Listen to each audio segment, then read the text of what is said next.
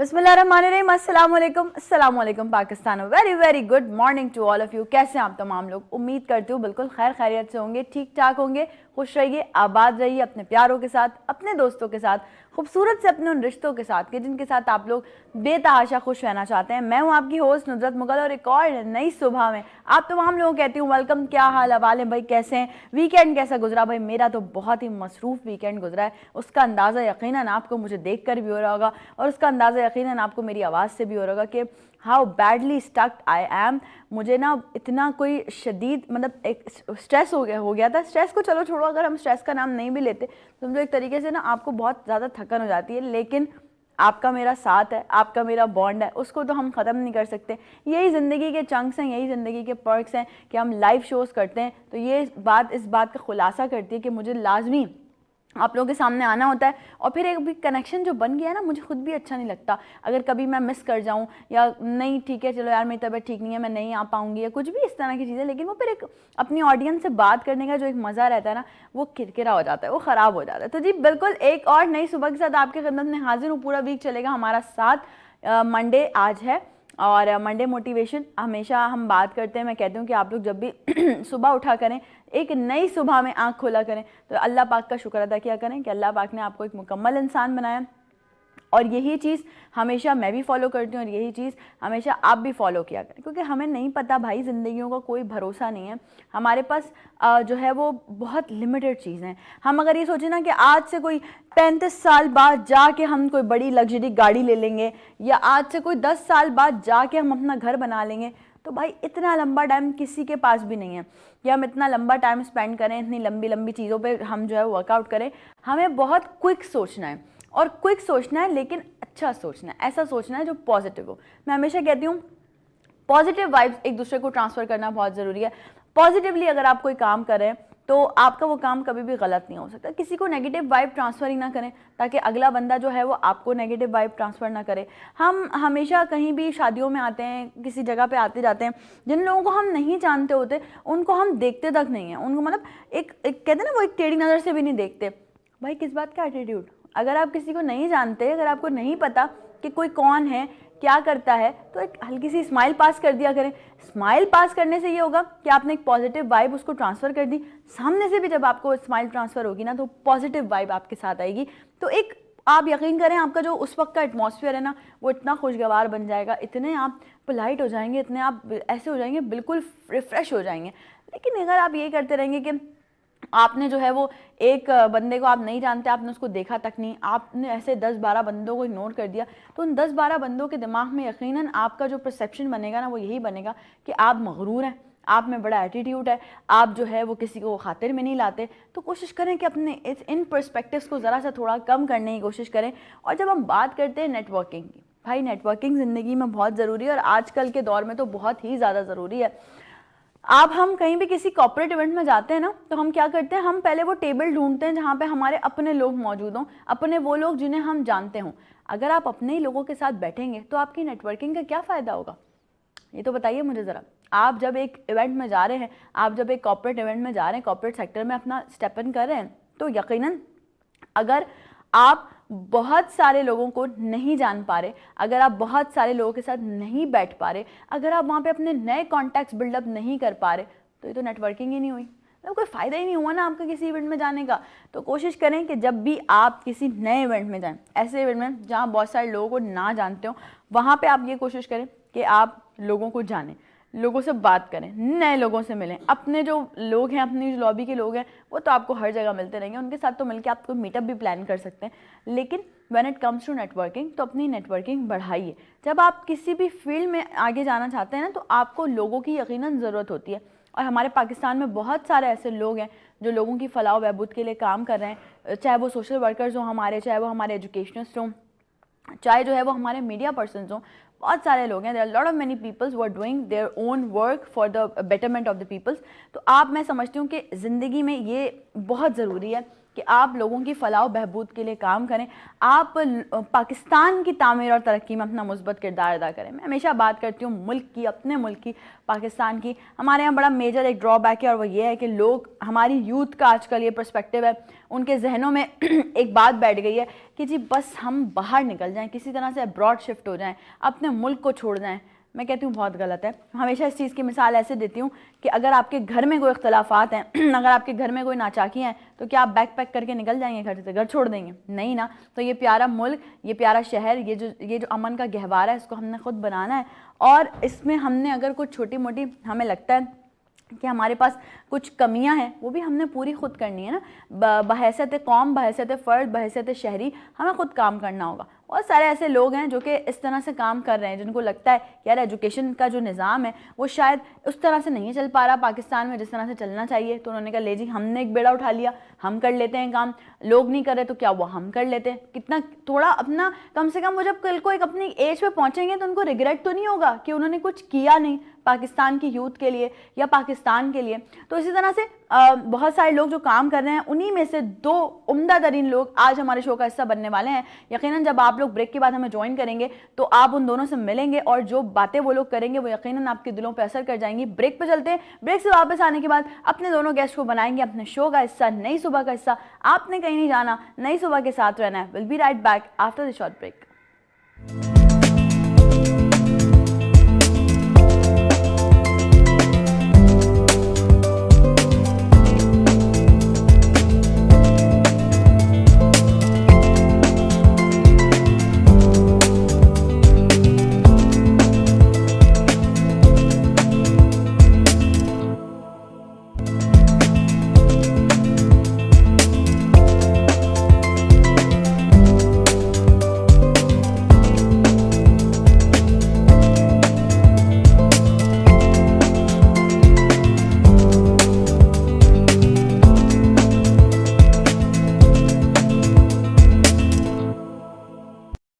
Once again welcome back. एक बार फिर से तमाम लोगों को खुशामदीद कहती हूँ नई सुबह में। और जैसे मैंने आपको ब्रेक पे जाने से पहले बताया था कि भाई आज हमारे शो में जो है वो दो हमें ऐसे सितारे ज्वाइन करने वाले हैं, ऐसे लोग ज्वाइन करने वाले हैं जो कि पाकिस्तान की तामीर और तरक्की में और when it comes to the education उसमें बड़ा अपना एक मुस्बत किरदार अदा कर रहे हैं।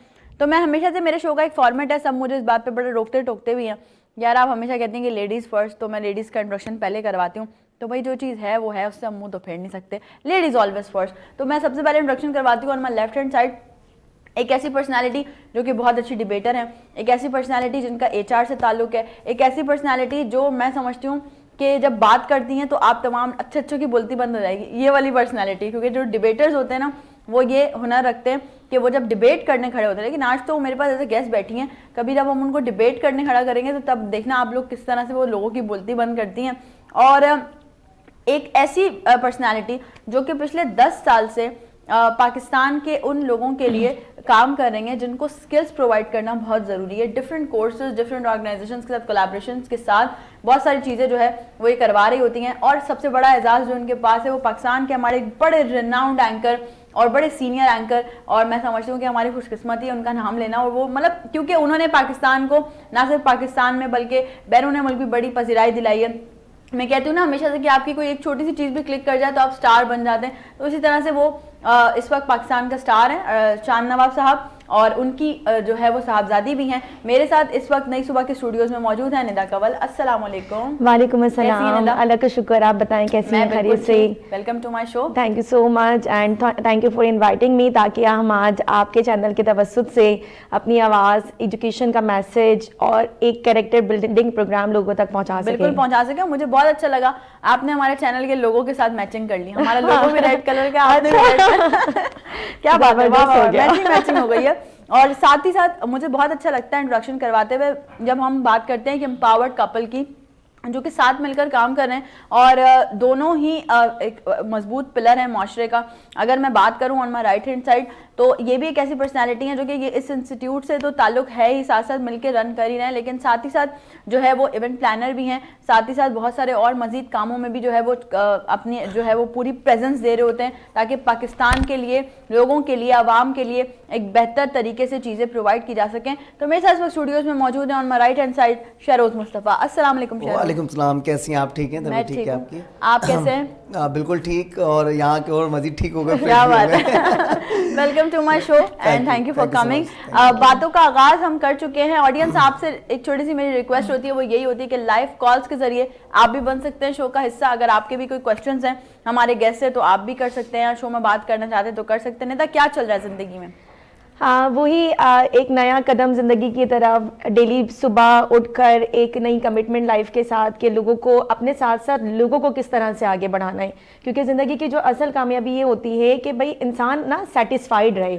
और सेटिस्फाइड रहे अपने आप से, अपने ईमान से और अल्लाह ताला के सामने। जब हम रात में बिस्तर पर जाएं तो हम सुरखुरू होकर सो सकें कि भाई मेरी जो पूरे दिन की एक्टिविटीज़ थी उसमें से मैंने कितने आवर्स जो है अपने लिए दिए, कितने आवर्स लोगों की खिदमत के लिए दिए।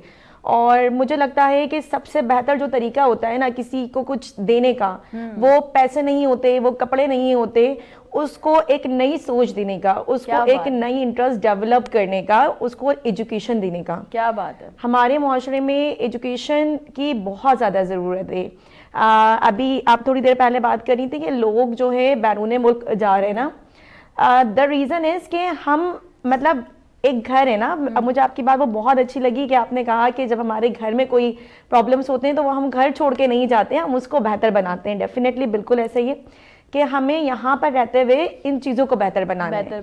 और सबसे बड़ी चीज़ ना मुझे जो लगता है कि अगर हम अपनी लाइफ में कामयाबी हासिल करना चाह रहे हैं तो हमारे पाकिस्तान में भी बहुत सारे ऐसे प्लेटफॉर्म्स हैं। मतलब कोई बेड़ा उठाने के लिए रेडी हो जाए कि भाई मैं अपनी तरफ से जो है क्या कंट्रीब्यूशन इसमें दे सकता हूँ। बिल्कुल ऐसा ही है। मुझे लगता है कि एक इंसान ना एक प्रोडक्ट की तरह होता है। हाँ बिल्कुल। हम क्या करते हैं, हम अपने आप को पूरा डेवलप नहीं करते, हम एक स्पेसिफिक चीज में चले जाते हैं। लेकिन अगर हमने मेडिकल पढ़ ली या कोई ऐसी फील्ड पढ़ ली, बस हम उसी की तरफ काम कर रहे होते हैं। वेयरएज अगर हम अपने कंपैरेटिवली दूसरे कंट्रीज में देखें तो वहां पर लोगों के स्किल्स पर भी काम हो रहा होता है। बिल्कुल। उनके कम्युनिकेशन स्किल्स पर काम हो रहा होता है, डीलिंग स्किल्स पर काम हो रहा होता है, उनके मार्केटिंग स्किल्स पर काम हो रहा होता है, उनकी पर्सनैलिटी, उनके कैरेक्टर बिल्डिंग पर काम हो रहा होता है। तो आज की यूथ जो ये समझती है कि हम आगे नहीं बढ़ रहे, तो पहले आप ये ना देखें कि आपके एक्सटर्नल में क्या चल रहा है, आप ये देखें कि आप खुद क्या बात है, क्या आपकी अपनी प्रोडक्ट क्या है। कि लाइक हम कोई एक चीज, एक कप भी खरीदने मार्केट जाते हैं तो हम उसको बिल्कुल परफेक्टली चेक करते हैं। ऐसा एक कॉल है हमारे पास, देखते हैं कौन और कहां से हैं जी। अस्सलाम वालेकुम। अस्सलाम वालेकुम। क्या हाल है? हेलो, अस्सलाम वालेकुम। वालेकुम सलाम जी, कौन और कहां से बात कर रहे हैं? अर्शद बात कर रहा हूं। कौन बात कर रहे हैं? अरशद बात कर रहे हैं कश्मीर से। कैसे हैं अरशद? अल्लाह का शुक्र, फर्स्ट क्लास। आपका प्रोग्राम बहुत अच्छा है, बहुत शुक्रिया। प्रोग्राम लेकर आते हैं। अरशद क्या कह रहे हैं? हम आपकी आवाज प्रॉपर नहीं सुन पा रहे। बहुत शुक्रिया Arshad, thank you so very much कि आपने जो है वो लाइव कॉल करके तारीफ की। पूरी फैमिली आपकी हमारा प्रोग्राम देखती है and thank you so very much for calling. इसी तरह से अपना प्यार, अपनी अप्रिसिएशन जो है वो हम पर निछावर करते रहा करें। निदा बात कर रही थी, सॉरी मैंने कॉल के लिए इंटरप्ट किया, कि हमारे कॉलर्स बड़ा जो है वो अप्रिशिएट करते हैं, प्यार करते हैं। अच्छा निदा, अगर हम बात करें, अब जैसे आपने भी बात की कि इंसान एक प्रोडक्ट की तरह होता है, हम अपने आप को डेवलप नहीं करते, तो कैसे डेवलप करेंगे हम? बिल्कुल, मैं यही बात कर रही थी कि जब हम किसी ऑर्गेनाइजेशन में जाते हैं तो हमें देखना चाहिए कि हमारे अंदर वो सारी कैपेबिलिटीज़ हैं या नहीं है। हाँ। वो हम एक सब्जेक्ट मैटर को डिस्कस कर रहे होते हैं, हम physics, chemistry, mathematics, rote learning की तरफ जाते हैं। हमें उसके साथ साथ जो है अपने कम्युनिकेशन स्किल्स जो बहुत ज़्यादा इंपॉर्टेंट कैरेक्टर आपकी लाइफ में प्ले करते हैं, रोल प्ले करते हैं, हमें अपने कम्युनिकेशन स्किल्स, हमें अपने कंप्यूटर स्किल्स, इन तमाम चीज़ों को भी मद्देनजर रखना चाहिए। बिल्कुल चाहिए, बिल्कुल रखना चाहिए। जस्ट लाइक के अगर हम ठीक है, हम किसी फील्ड में भी आ गए ना, टेक्नोलॉजी बहुत तरक्की कर रही है, हमने अपने यूथ को ना सिर्फ और सिर्फ रूट लर्निंग की तरफ लगा दिया। हम उनको बताएं कि भी इसके साथ साथ ना ये चीजें भी मैटर करती हैं, ये भी चीजें इंपॉर्टेंट हैं और हमने इन तमाम चीजों को भी सीखना है और अपने आप को एक बेहतरीन प्रोडक्ट बनाना है। बिल्कुल ऐसा ही है। शहरों से जर्नी कब से स्टार्ट हुई है, ये जो इंस्टीट्यूट की जर्नी है या फिर वैसे ही कॉर्पोरेट सेक्टर की जर्नी है, कब से स्टार्ट हुआ है? तकरीबन अगर इंस्टीट्यूट की बात करें तो 2013 के बाद हमने इंस्टीट्यूट स्टार्ट किया और हमने ये नहीं देखा कि हमारी एज क्या है, हमने सिर्फ ये देखा कि हम कितना जो है कंट्रीब्यूशन कर सकते हैं, कितना जो है ना जो हमें हमारे टीचर्स ने हमें सिखाया हम कितना लोगों के साथ शेयर कर क्या सकते बात हैं। है। अच्छा, स्पेशली मुझे ये फील होता है कि हमें हम डेवलपमेंट में बहुत ज़्यादा जाते हैं और मुझे ऐसा फील होता है कि हमें ह्यूमन डेवलपमेंट में जाना चाहिए। बिल्कुल, उसकी बिल्कुल। वजह क्या है कि हम सिर्फ ये चाह रहे हैं कि बड़ी बड़ी इमारतें हो जाएं, रोड हो जाएं या ब्रिज बन जाए, बहुत सारी चीज़ों पे हम डेवलप करें, लेकिन मुझे ये ऐसा फील होता है कि हमें ह्यूमन डेवलपमेंट पे काम करना बिल्कुल चाहिए। करना चाहिए। कंट्रीज या जितने भी मुल्क यहाँ जितने भी जो है आगे बढ़ते हैं, उनकी ह्यूमन डेवलपमेंट बहुत स्ट्रांग हुई हुई होती है। तो हमारी कोशिश ये होती है हम स्टूडेंट्स के अंदर ह्यूमन डेवलपमेंट करें ताकि वो लोग आगे अपने आप को पहचान सकें। स्पेशली क्या है कि उनका फुल फोकस जो हमारा होता है, हम कहते हैं कि आप इस आइडियल को देखो ये कैसा है, इस आइडियल को देखो कैसा है, लेकिन हम उनके अंदर की क्वालिटीज उनको बताएंगे ना तो वो आगे बिल्ड होंगे। बिल्कुल। और हर एक इंसान को अपने ही अंदर जो डेवलपमेंट हुई हुई है उसको इंक्रीज करना चाहिए ऐसा ही और वो आगे डे बाय डे उसको लेके जाएं। तो बस इसी चीज़ को देखते हुए हमने कोशिश की, ये ख्याल नहीं किया कि हम कहाँ एजुकेशन दे रहे हैं। और स्पेशली एजुकेशन आपने देखा होगा अक्सर हम वहाँ दे रहे हैं जहाँ पर ऑलरेडी है। हाँ, एजुकेशन वहाँ नहीं दे रहे जहाँ जरूरत वहाँ है। देनी चाहिए जहाँ एजुकेशन नहीं है। हाँ। वो एक तबका, वो एक ग्राउंड जो लेवल है हमारा, क्योंकि देखें बुनियाद हमारी ग्राउंड लेवल से बनेगी ऐसा ही, ऐसा और ही। हमारे पाकिस्तान के अंदर ग्राउंड लेवल पे एजुकेशन की बहुत ज़्यादा ज़रूरत है। तो हम कोशिश करके अभी जो हमने तीसरा इंस्टीट्यूट ओपन किया है, क्या बात है, माशाल्लाह। वो सिर्फ और सिर्फ उस जगह पे ओपन किया है, यकीन करेंगे, जहाँ पर कोई इंस्टीट्यूट नहीं है। मतलब जब हमने वो पॉम्पलेट डिस्ट्रीब्यूट करने शुरू किए और मैंने खुद जाके डिस्ट्रीब्यूट किए, क्या लोगों को बात है। एजुकेट किया डोर टू डोर, तो लोग हमें कह रहे हैं क्या बेच रहे हैं आप लोग। मतलब इतनी एजुकेशन भी वहाँ पर नहीं थी कि उनको ये नहीं पता कि इंस्टीट्यूट के इंस्टीट्यूट के बारे में क्या होता है, इंस्टीट्यूट में क्या पढ़ाया जाता है, किस तरीके से। तो कोशिश की गई कि हमने वहाँ पर जो है उस चीज़ों को बेहतर करें। तो मैंने फुल फोकस्ड अपना उसी इंस्टीट्यूट पे कर दिया कि नहीं, यहाँ एजुकेशन की बहुत ज़्यादा ज़रूरत है, तो हम यहाँ एजुकेशन देंगे। सो दैट हमने जो स्टार्ट लिया वो इसी तरीके से लिया और 2-3 कंप्यूटर, एक एलसीडी इनके घर पे रखी हुई थी, वो शुरू की। मेरे पास पीसी रखा हुआ था, वो लगा लिया अपने इंस्टीट्यूट के अंदर और वेलकम किया स्टूडेंट को। फर्स्ट डे ही हमने तकरीबन कोई 40 स्टूडेंट्स का एडमिशन क्या बात है, क्या फर्स्ट बात डे है, पे। क्या बात है। और अल्हम्दुलिल्लाह फिर अचीवमेंट्स होती गई अराउंड अभी हम तकरीबन 2000 स्टूडेंट्स पर मौजूद हैं। तीनों इंस्टीट्यूट्स के मिला के ये सिर्फ मैं आपको हेड ऑफिस की बात कर रहा हूँ। माशाल्लाह, ठीक है, हमारे हेड माशाल्लाह। ऑफिस में लाइनी में जो है तकरीबन हम कोचिंग, लैंग्वेज, कंप्यूटर, इन तीनों फैकल्टीज के अंदर मतलब सिर्फ एक जो हेड ऑफिस है वहाँ पे आप 2000 स्टूडेंट्स ट्रीट कर रहे हैं। जी बिल्कुल। और उसके बाद जो है दूसरा सोसाइटी में है और तीसरा जो है वो बागी कोरंगी में ओपन किया है, जहाँ पर बहुत ही ज्यादा बहुत लो प्रिविलेज लो एरिया है, privilege वहाँ पे है। बिल्कुल नहीं है बिल्कुल। एजुकेशन तो कोशिश करके हमने वहाँ एजुकेशन और एक बेहतरीन स्टाफ लगाने की कोशिश की कि वो उनकी ह्यूमन डेवलपमेंट करें पहले। तो हम उनको डायरेक्टली जाके कोई फिजिक्स, केमिस्ट्री या कोई चीज़ नहीं समझा सकते, पहले उनको ये बताएं कि एजुकेशन क्या है ऐसा ही है, और ऐसा ही इनको क्या करना है या इनको अपने बच्चों को किस तरफ लगाना है। तो फिर पहली जो वर्कशॉप हमने हेल्प की वहाँ पर वो पेरेंट्स के लिए की कि ताकि हम पेरेंट्स को एजुकेट कर सकेंगे। बहुत जरूरी तो है, फिर उसके बहुत बाद जरूरी जाके जो है ना बच्चे एजुकेट हो मैं सकें। हमेशा हर शो में जब भी हम एजुकेशन की या बच्चों की डेवलपमेंट की बात करते हैं, मैं हमेशा ये कहती हूँ कि भाई आप बच्चों की तालीम और तरबियत से पहले पेरेंटिंग पे काम करें। बिल्कुल, पेरेंट्स को पता होना चाहिए बच्चे क्या पढ़ रहे हैं, क्या लिख रहे हैं। जब पेरेंट्स ही पढ़े लिखे नहीं है या पेरेंट्स की पेरेंटिंग नहीं हुई तो बच्चों को कैसे डील करेंगे। ऑब्वियसली एक वे बनता है ना, तो वो वे जो है ना वो पेरेंट्स होते हैं और पेरेंट्स को ही अपना टारगेट पता ना हो, अचीवमेंट पता ना हो, तो वो बच्चों को कैसे लगा सकते हैं उस प्लेटफॉर्म के ऊपर। ऐसा ही है। और अक्सर ये होता है कि ज़्यादातर पेरेंट्स का ये होता है कि चले हम नहीं पढ़ें, हमारे बच्चे पढ़ लें। तो नो इशू, हम ये कोशिश करते हैं आप भी पढ़ें। आप पढ़ेंगे तो आप अपने बच्चों को भी पढ़ा सकते हैं। अगर आप नहीं पढ़ेंगे तो, और एजुकेशन की कोई हार नहीं होती, हार नहीं है कि हम अक्सर ये हार मान लेते हैं कि मैं अब उस लाइफ के स्टेज पर हूँ कि मैं एजुकेशन नहीं हासिल कर सकता। तो मैं उनको ये कहता हूँ कि आप हर सूरत में एजुकेशन हासिल कर सकते हैं। इवन कि अगर आप 2 वर्ड भी किसी को सिखाते हैं या 2 वर्ड भी सीखते हैं तो वो आपकी एजुकेशन है। शरोज, अगर बात की जाए, आप एज अ मोटिवेशनल स्पीकर भी लोगों के सामने स्पीचेस वगैरह भी कर रहे होते हैं। एक बड़ा इंपॉर्टेंट पॉइंट इस वक्त मैं रेस करने वाली हूँ, माजरत से शायद बहुत से लोगों को बुरा भी लगे, लेकिन हम इसके दोनों चीज़ों पे बात करेंगे ना, नेगेटिव एंड पॉजिटिव दोनों पे। कि आपने जैसे कहा कि कुछ पेरेंट्स ऐसे होते हैं, ऑल्दो हमारे पेरेंट्स भी ऐसे थे कि वो कहते थे हम नहीं पढ़े तो हमारे बच्चे पढ़ लें, भले घर की चीज़ें बेचनी पड़े, भले किसी भी तरह से फाइनेंशियली मैनेज करना पड़े। लेकिन यहाँ हमारे पाकिस्तान में इस वक्त शायद पॉवर्टी लेवल बहुत बढ़ गया, तो इसलिए ड्रॉबैक ये देखा जा रहा है कि हम चाइल्ड लेबर की तरफ जा रहे हैं। बच्चों को पढ़ा नहीं रहे हैं, बच्चों को हमने काम पे लगा दिया। इस चीज की रोकथाम कैसे हो सकती है? अच्छा, बेसिकली ये सबसे बड़ा मसला आ गया हमारा। इवन के आप यकीन करेंगे कि हमने इंस्टीट्यूट की लास्ट क्लास जो है वो 10 to 11 रख दी है।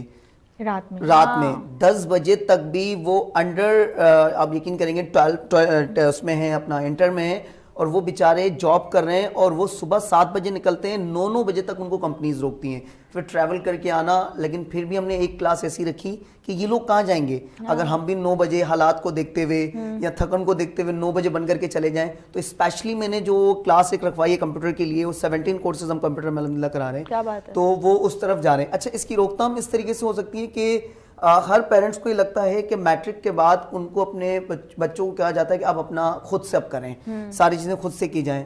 तो हमारे पाकिस्तान के अंदर कुछ ऐसे प्लेटफॉर्म्स रखने चाहिए जो स्टूडेंट्स अपनी पार्ट टाइम जॉब करके भी अपनी एजुकेशन को चला सकें। हाँ। वरना जो वो जिस लेवल पे कंपनीज में जाते हैं तो उनसे सिर्फ टारगेट सेट किया जाता है, ऐसा ही है, कि भाई ऐसा ही। आपको हम इतनी सैलरी देंगे और आपने आने की टाइमिंग है, आपके जाने की टाइमिंग नहीं है। ऐसा ही है। तो आप यकीन करें कि जो स्टूडेंट्स बेचारे अपना सुबह 7 बजे के निकले हुए हैं, तो वो एजुकेशन कैसे हासिल करें। ऐसा ही है। तो मेरी ये बात है कि चाइल्ड लेबर की तरफ जो भेजा जा रहा है बच्चों को, कुछ इतना डिफिकल्ट टाइम तो हम वैसे गुजार चुके होते हैं बिल्कुल ऐसा ही है। जिंदगी में, अगर थोड़ा डिफिकल्ट और गुजार लिया अपने और आप बच्चों तो के लिए। मैट्रिक के बाद की बात करें, मैं तो आप देखें ना अक्सर हमारे पंचर वाली शॉप्स पे बिल्कुल। या हमारे जो है वो होटल्स पे जो बिल्कुल, वेटर्स हैं बच्चे, वो तो बहुत ही छोटी एज के होते बिल्कुल, हैं। बिल्कुल। And I was like, मैं समझती हूँ कि भाई ये गुनाह है। अगर आप बाहर मुल्क में देखें, बहुत बड़ा बहुत गुनाह बड़ा, है, बहुत आपको बड़ा। जेल हो सकती है, बिल्कुल। आप पे जो है फाइन हो सकता है कि अगर आप जो है वो अंडर 18 किसी बच्चे से, अंडर 18 से भी अगर आप काम करवा रहे हैं। हम इसी तरीके से, जैसे आपने बात की ना, हम जा रहे थे तो पेट्रोल पंप के बराबर में ही एक पंचर की दुकान थी।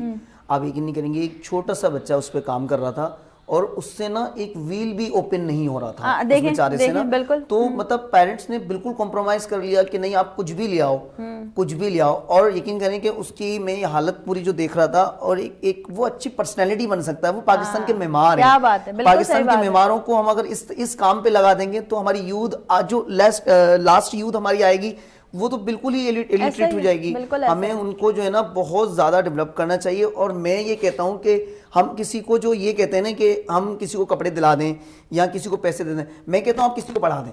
वाह, अगर एक स्टूडेंट, एक पर्सन ने अगर अपनी जिम्मेदारी से 5 लोगों को पढ़ाया तो हमारे पाकिस्तान के अंदर इलिटरेसी रेट जो है वो बिल्कुल खत्म हो जाएगा। खत्म हो जाएगा, मैं समझती हूँ। और ये बहुत अच्छी बात है कि हम ह्यूमन डेवलपमेंट पे काम बिल्कुल, करें। human अगर एक बच्चे को आप काम करते हुए, अच्छा ठीक है, मैं मानती हूँ, इस बात से बिल्कुल डिनाई नहीं है कि जरूरत है, जिंदगी है, पैसा आपका, फाइनेंशियल इश्यूज आपके बहुत सारे होते हैं। लेकिन वही बात शहरोज वाली कि जैसे आपने थोड़ा सा बुरा वक्त देखा है, थोड़ा सा और देख लें, यकीन जाने जो जितना आपका बच्चा चाइल्ड लेबर से कमा रहा है ना, उससे कई गुना ज्यादा वो आपको कमा कर हर पेरेंट्स का एक सच ख्वाब में, होता है कि उनके बच्चे जो है एक व्हाइट कॉलर जॉब करें। हाँ, तो बिल्कुल। व्हाइट कॉलर जॉब के लिए थोड़ा कॉम्प्रोमाइज करना पड़ेगा Compromise पेरेंट्स को करना बहुत ज्यादा। जो है ना, मैं ये समझता हूँ कि इस वक्त नरेशन जो है ना वो बड़ी डिफिकल्ट है। बहुत। नरेशन के जो पेरेंट्स कर रहे हैं, और मैं इस तवस्सुस से, आपके चैनल के तवस्सुस से उन सारे पेरेंट्स को बड़ा अप्रिशिएट करना चाहता हूँ और उनके लिए नेक मेरी दुआएं निकलती हैं कि वो इस वक्त, मैं जो उनके मुंह से सुनता हूँ ना कि हम चाहते हैं कि हमारे बच्चे पढ़ लें,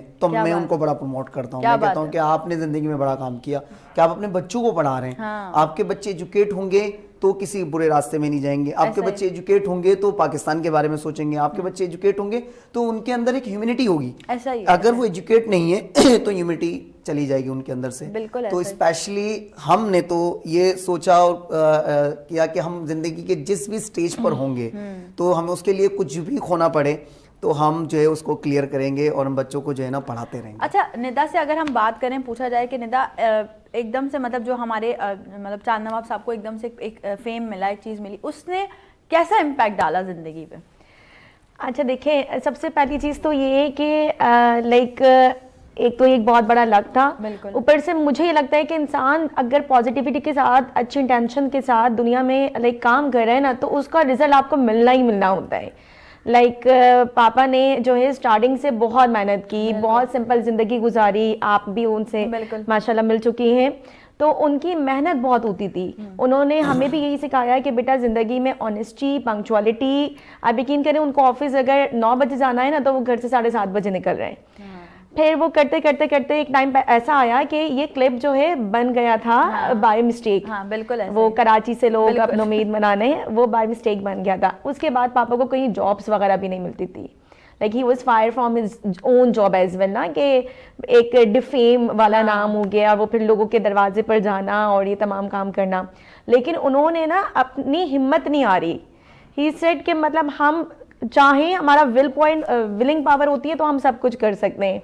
आफ्टर अ टाइम बीइंग क्या हुआ कि like he got a call from PEMRA के भाई इस तरह से है, और जो है चीज़ें स्टार्ट हुई माशाल्लाह, और उन्होंने अब तो हम बहुत सारे कमर्शियल्स में भी देख रहे हैं उनको। बिल्कुल बिल्कुल ऐसा ही है, और उन्होंने अपना एक न्यू लाइफ जर्नी जो है स्टार्ट की, और हमेशा पैट्रियोटिक, मैंने उनको पूरी ज़िंदगी में ना पैट्रियोटिक देखा है क्या कि मतलब हमेशा लाइक वो अभी जैसे हमने बात की ना कि हमने उनको बहुत सारे कमर्शियल्स में भी देखा है, तो ऐसे ही हम भी एक छोटी सी ब्रेक पे चलते हैं ना ताकि हमारे लोग भी कमर्शियल्स देखें। तो चलते हैं एक छोटी सी ब्रेक पे, आपने कहीं नहीं जाना, नई सुबह के साथ रहना। Will be right back after the short break.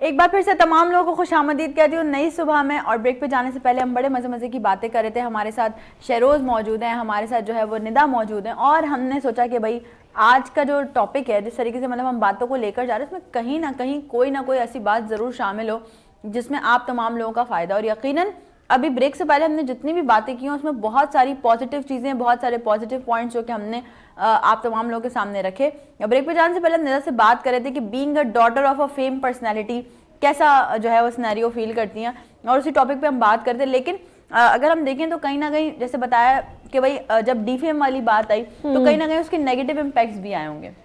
बिल्कुल नेगेटिव इम्पैक्ट्स भी हुए, लेकिन उसमें क्या था कि आपने अल्लाह ताला पर तवक्कुल रखकर अपने मतलब स्टेप पर खड़े रहना है।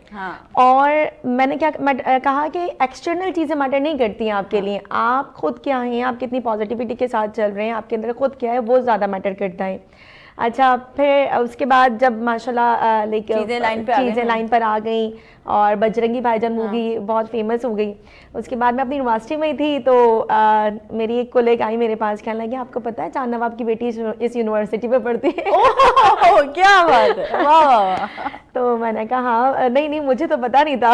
ओके। तो ये है कि जैसा कि आपने अभी बात की ना कि वुमेन को एम्पावर करने में सबसे बड़ा जो हाथ होता है ना वो मेल्स हजरात का होता है ना, उसके बगैर कोई भी चीज़ पॉसिबल नहीं होती। तो जब मैं छोटी थी तो पापा ने, भाइयों ने, इन लोगों ने बड़ा मुझे पुश किया। अच्छा माशाल्लाह 6 भाई हैं हम और 2 सिस्टर्स है ना, तो सारे भाइयों ने बहुत पुश किया कि भाई ज़िंदगी में आगे बढ़ो, क्या करना है क्या नहीं करना है, उन्होंने बहुत पुश किया। उसके बाद फिर माशाल्लाह आफ्टर मैरिज अल्हम्दुलिल्लाह एक बहुत अच्छे हस्बैंड की सूरत में शहरोज़ मिले, और हमने दोनों ने लाइक मैं ये समझती हूँ कि if you are educating a male then you are educating only a male, but if you are educating women then you are educating generations. So true, so true. तो ये लाइक बहुत ज़्यादा इम्पॉर्टेंट है कि हम लाइक वुमेन को education ज़रूर दें, क्योंकि वो आपकी जनरेशन चला रही होती है। और जिस तरह के हालात हमारे यहाँ हमें देखने में मिलते हैं पाकिस्तान में स्पेशली या अब्रॉड भी, तो वहाँ पर मैन और वुमेन शोल्डर बाय शोल्डर जो है काम कर रही है। ऐसा ही है। अच्छा, इसमें मैं एक चीज़ ज़रा ऐड कर देती हूँ कि हमने लाइक वुमेन एम्पावरमेंट को शायद मेरी बात कहीं ना कहीं लोगों को नेगेटिव भी लगे, वुमेन एम्पावरमेंट को हम अपनी बाउंड्रीज के बाहर लेकर सोच रहे होते हैं। लोगों को ये लगता है कि वुमेन अगर एम्पावरमेंट मांग रही है तो वो आउट ऑफ द बाउंड्री मांग रही है, फेमिनिज्म आ जाता है। ऐसा बिल्कुल नहीं है। हमारे पास 3 वेव्स ऑफ फेमिनिज्म पहले बनी, like first started in America, तो वहां पर भी यही था भाई राइट टू वोट मिले। और आपको पता है इंटरेस्टिंग चीज क्या है कि उनका पहला जो स्लोगन था वो ये था कि जिस तरह से इस्लाम औरतों को राइट्स देता है इस तरह हमें भी राइट्स चाहिए। फर्स्ट वेव ऑफ फेमिनिज्म हमारी वो वहाँ से स्टार्ट हुई थी और उनका स्लोगन ही ये था। और वो चीज़ें यहाँ वहाँ से स्टार्ट हुई। तो वुमेन एम्पावरमेंट ज़रूरी है, लेकिन उसके साथ साथ अपनी रिस्पॉन्सिबिलिटीज़ भी हैं बहुत। लाइक हमने चले ठीक है स्टार्ट कर दी अपनी प्रोफेशनल लाइफ तमाम चीज़ें, लेकिन उसके लिए पहले ज़रूरी है कि भाई क्या हम अपनी फैमिली को आपस में एक दूसरे को टाइम दे पा रहे हैं, अपनी जो रिस्पॉन्सिबिलिटीज़ हैं if you can do it तो तमाम चीज़ें बहुत आसान हो जाती हैं। बहुत अच्छी बात है, बहुत पॉजिटिव मैसेजेस हैं। हम जैसे शहरों से अभी बात कर रहे थे ब्रेक पे जाने से पहले कि भाई पेरेंट्स का बड़ा एक अहम रोल है। तो इस वक्त मैं अगर आपसे पूछूं, इंस्टीट्यूट भी आप रन कर रहे हैं, साथ साथ बहुत सारे काम और भी कर रहे हैं, तो पेरेंट्स का क्या ऐसे बेसिक कैरेक्टर्स हैं जो उनको रोल प्ले करना चाहिए अपने बच्चों की तालीम और तरबियत में? अच्छा, बेसिकली पेरेंट्स ने टोटली अपने आप को ना इंगेज कर दिया है कि वो अभी जो उन्होंने फर्स्ट प्रायोरिटी अपनी बना ली है कि हमने बस अर्न करना है, अर्न करके बच्चों की ज़रूरत पूरी करनी है। उस सब में बच्चों को, चिल्ड्रंस को एक अकेलापन महसूस हो रहा है। और हम जो जनरेशन को ये कहते हैं ना कि जनरेशन रॉन्ग वे पे चली गई, तो आप बताएं जब आप जॉब पे चले गए, वालदा जॉब पे चली गई, तो फिर उसके बाद उनकी परवरिश कौन करे? इनको स्कूल भेज दिया, स्कूल के बाद आने के बाद बहुत सारी ऐसी चीज़ें हैं जो आपने लेकर बैठनी है, बच्चों के साथ बात करनी है, उनकी बेसिक चीज़ों पे काम करना है हमने। हम समझते हैं, मेरे नज़रिए होता है कि जो फर्स्ट स्कूल है ना हमारा, वो हमारा घर है। ऐसा ही हमें पहली एजुकेशन वहाँ से मिलती है। ऐसा ही है। दूसरी एजुकेशन जो है वो हम फिर अपने स्कूल में लेने जाते हैं, अपने कोचिंग सेंटर्स में लेने जाते हैं। तो पेरेंट्स को बहुत इंगेज होना चाहिए। मैं चाहता हूँ कि इतना इंगेज होना चाहिए, इवन के चले आप अगर जॉब पे भी हैं तो आप फ़ोन करें, बात करें और बच्चों पे नज़र रखें कि क्या एक्टिविटीज़ हो रही हैं, क्या चीज़ें हो रही हैं, किस तरीके से काम हो रहा है। क्या हम लास्ट टाइम में जाके शॉक्ड हो जाते हैं जब रिजल्ट हमारे सामने आता है। हम कहते हैं अच्छा ये रिजल्ट लिया है, ये क्यों लिया है, बस इसकी ये चीज़ें बंद कर दो, ये चीज़ें बंद कर दो। इमीडिएटली कोई चीज़ नहीं होती। मेरा नजरिया ये है कि अगर कोई चीज़ खराब हो रही है ना, तो वो काफ़ी टाइम से खराब होती हुई आ रही है। बिल्कुल ऐसा वो उसी टाइम नहीं हो रही कि हम उसी टाइम फिर मोबाइल ले लेते हैं, उसी टाइम बाकी चीज़ें उनको ड्रॉप आउट कर देते हैं। भाई आपने बाहर नहीं जाना है, इस दोस्त से नहीं मिलना है, इस दोस्त से नहीं मिलना है। वो थोड़ा थोड़ा करके होता हुआ आया, आपने उस थोड़े को रोकना था ताकि बच्चा एक ट्रैक पर आ जाए, चिल्ड्रन एक ट्रैक पर आए ताकि आगे काम हो सके और अपने अपने वे में आगे चलें। तो मेरे नज़रिए ये है कि पेरेंट्स को इंगेज होना चाहिए। पेरेंट्स को 100% इंगेज होना चाहिए। अभी इस पे कुछ इख्तलाफात होंगे कि कैसे इंगेज हों। वो जॉब पे जाते हैं, इस तरीके से ज़रूरियात पूरी करें। हमारी ज़रूरियात क्या है? अपने बच्चों को एक अच्छा इंसान बनाना, सबसे मेन ज़रूरत ये है हमारी। हम उनको कुछ नहीं खिला रहे वक्त के मुताबिक ज़्यादा, तो नहीं पूछा जाएगा। अगर कुछ नहीं पहना रहे, नहीं पूछा जाएगा। हमसे पूछा जाएगा कि हमने तालीम कितनी दी। लेकिन ये तो हम आगे की तो सोच ही नहीं रहे ना, हम तो दुनियावी चीजें बस हम ये देख रहे हैं कि अगर मेरे बच्चे को कपड़े नहीं मिले तो लोग कहेंगे कपड़े क्यों नहीं पहनाए। अगर हमने अच्छा खाना नहीं दिया तो बच्चे कहेंगे अच्छा खाना। मैं कहता हूँ कि आप अच्छी एजुकेशन दें। आप अच्छी एजुकेशन देंगे तो मेरे ख्याल से वो सारी चीजें वो उसके पीछे छुप जाएंगी। एजुकेशन फ्रंट पर आ जाएगी। और अगर आपने एजुकेटेड करके इस दुनिया की दौड़ में अपने बच्चे को लगा दिया तो मेरे ख्याल से सबसे बड़ा काम ये हो गया। बिल्कुल ऐसा। ये जवार हुसैन साहब हमारे साथ मौजूद हैं ऑन कॉल, हमारे रेगुलर कॉलर हैं सरगोदा से। जी अस्सलाम वालेकुम। जी जी सर, अस्सलाम वालेकुम। अस्सलाम वालेकुम जवार साहब, कैसे हैं आप? जी अल्हम्दुलिल्लाह अल्हम्दुलिल्लाह। बस जब आपका प्रोग्राम देखते हैं तो बस दिल करता है कॉल करें। आपके टॉपिक इतने अच्छे होते हैं। बहुत शुक्रिया, बहुत शुक्रिया। आज क्या कहना चाहेंगे? आज भी हम बच्चों की एजुकेशन के हवाले से बात कर रहे हैं। तो आपको तो पता ही है ना मेरे बच्चों का, तो जी जी आपको बिल्कुल। तो हर बात का मैं आप हर बात शेयर की हुई है आपसे। बिल्कुल बच्चों की तरबियत माँ बाप के अलावा कोई भी नहीं कर सकता। बिल्कुल बिल्कुल ऐसा ही है। हाँ जी, फिर ऐसे बच्चे तो हमारे हैं जो बोलते सुनते नहीं है। बिल्कुल बिल्कुल बिल्कुल, उनका ख्याल रखना भी ज़ाहिर है बहुत बड़ी बात है। और आप तो ये प्रायोरिटी हमारे बच्चे होते हैं। बिल्कुल फर्स्ट प्रायोरिटी हमारे वो बच्चे होते हैं। बिल्कुल ऐसा ही हाँ है। जी, तो अल्लाह उनको सलामत रखे और इन लोगों को भी अल्लाह अजर दे। बाकी मैं तो आपके तवफ़ुल से एक बात करना चाह रहा था, अगर आप इन लोगों तक पहुंचा दें जो इस चीज के हैं कि इन बच्चों के स्कूलों में कोई सहूलत नहीं है। जो बोलते सुनते स्पेशल बच्चों के स्कूलों में कोई सहूलत नहीं है। बिल्कुल कभी छुट्टियां हैं, अभी देखें 15-20 दिन हो गए, छुट्टियां ही छुट्टियां हैं। कभी गाड़ी का पेट्रोल नहीं है, कभी कुछ नहीं है। अगर इस बारे में हुकूमत को ख्याल कर ले, आपके तवज्जुह से आप लोगों को अगर बता दें।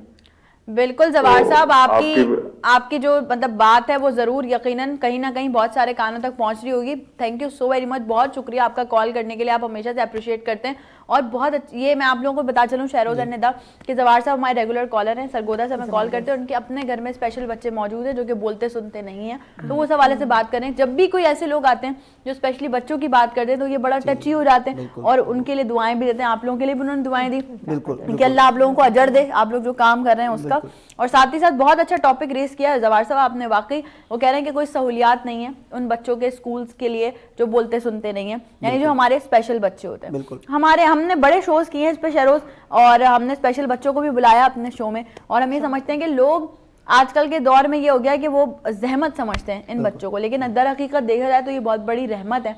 अगर आपके घर में कोई स्पेशल बच्चा है और आप उसकी तालीम और तरबियत पे उसी तरह तवज्जो दे रहे हैं जिस तरह आप एक नॉर्मल बच्चे की तालीम और तरबियत पे दे रहे हैं, तो यकीन जानिए कि मैं समझती हूँ कि आपसे बड़ा सदका जारिया कोई नहीं कर रहा। तो बस इसको आपने थोड़ा सा दिमाग में रखना है। शहरोज बात कर रहे थे, हमने कॉलर की वजह से डिसकंटिन्यू कर दी थी। जी प्लीज कंटिन्यू कीजिए। तो मेरा नज़रिया ये है कि पेरेंट्स को जो है इंगेज रहना बहुत ज़रूरी है, और उसके साथ साथ जैसे अभी आपकी कॉलर भी आए, अब अगर जैसे इनके बच्चे हैं और ये उनको छोड़ दें, इंगेज ना रहें, आप बताएं उसका रिजल्ट क्या होगा? उसका रिजल्ट ऑब्वियसली बहुत बैड आएगा, ऐसा ही और बहुत ही जाके बैड के सूरत में हम जाएंगे। अच्छा, एक नया मसला जो हमारे यहाँ खड़ा हो जाता है, हम ये कहते हैं कि बच्चे हमारे सुनते नहीं हैं। तो मैं तो ये कहता हूँ कि क्यों नहीं सुनते हैं, मतलब आपने वो बेसिक चीजें ही नहीं की उनके साथ जो वो आपकी सुने और आप उनको सुनाएं। ऐसा ही असल में होता यही है कि अब जब बच्चा किसी और से शेयरिंग करने लगे, आपसे छुपाने लगे, तो फिर आप समझ लें कि तरबियत के पहला जो सिलसिला है हमने नहीं किया। हमें अपने बच्चों के साथ ऐसा रहना चाहिए कि वो हर चीज हमसे शेयर करें, ऐसा कि वो क्या डिफिकल्टीज फील कर रहे हैं, उनको क्या महसूस हो रहा है, या वो हमसे क्या चाहते हैं। अगर हमने वो गैप रख दिया ना, तो फिर वो बच्चे हमें कभी भी शेयर नहीं करेंगे। तो फिर उसके बाद जाके जब वो अपने लेवल पर आ जाते हैं, फिर तो उन्होंने सुनना किसी की भी नहीं है, क्योंकि वो डिपेंडेंट हो जाता है। तो डिपेंडेंट के बाद तो किसी की भी नहीं सुनेगा। तो डिपेंडेंट होने तक हमने उनको, जब तक वो इंडिपेंडेंट हैं, हमने अपनी जिम्मेदारियां निभानी है। और डिपेंडेंट होने के बाद जब रिजल्ट किसी भी चीज का, जब हम पूरा साल पढ़ते हैं तो 12वें महीने बाद हमारा रिजल्ट आता है, तो फिर हम देखते हैं हमने कैसा परफॉर्म किया है। इसी तरीके से पेरेंट्स भी जो है लगातार वर्किंग करें, ताकि वो जब उनके बच्चे डिपेंडेंट हो जाएं तो उनको अपने रिजल्ट का पता चले कि रिजल्ट क्या है और किस तरीके से। अच्छा, ये क्यों जरूरी है? क्योंकि ये पूरे खानदान के साथ चलेगा। ऐसा ही आपने जैसी डेवलपमेंट अपने बच्चे की, फिर वो अपनी फैमिली की करेंगे, फिर आगे वो अपनी फैमिली की करेंगे, तो वो चलती भी आती है चीज। तो बहुत ही जरूरी हमें कि हमने अपने फैमिली के साथ एंगेज रहना है और अपनी फैमिली के हर चीज को शेयर करना है, स्पेशली चिल्ड्रंस।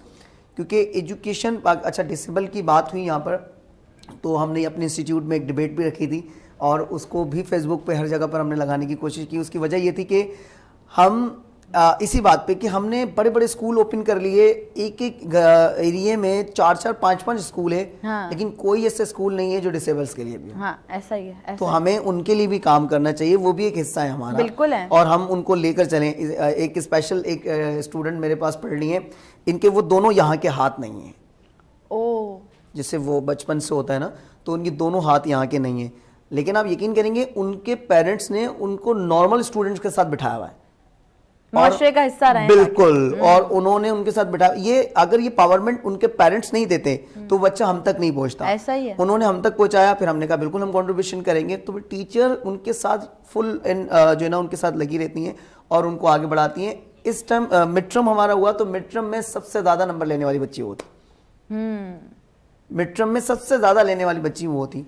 जो डिसेबल लोग होते हैं उनके लिए भी वो नॉर्मल लोगों के साथ भी पढ़ सकते हैं, it's not a big deal. अगर उनमें कोई ऐसी चीज़ नहीं है तो वो पढ़ सकते हैं। और हम टीचर्स को सबको ये प्रमोट करना चाहिए कि उनको भी पूरा हक देना चाहिए हमें, जो हम दूसरे बच्चों के लिए देते हैं। और मैं कहता हूँ कि समझदार व अक्लमंद को तो सभी पढ़ा लेते हैं।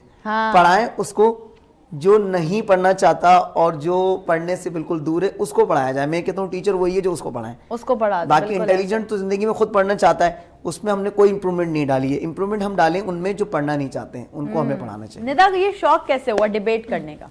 वैसे तो हम कहते हैं औरतें बहुत बोलती हैं, लेकिन अगर हम ऐसी बात करें कि एक होता है ना इंसान के अंदर शौक डेवलप होता है, वो कैसे? एक्चुअली जैसे कि आपको पता है कि हम सब ने जो जर्नी स्टार्ट की, वो हम एक मिडिल क्लास फैमिली से बिलोंग करते हैं और वहीं से हमने स्टार्ट की, उसी एरिया से स्टार्ट की।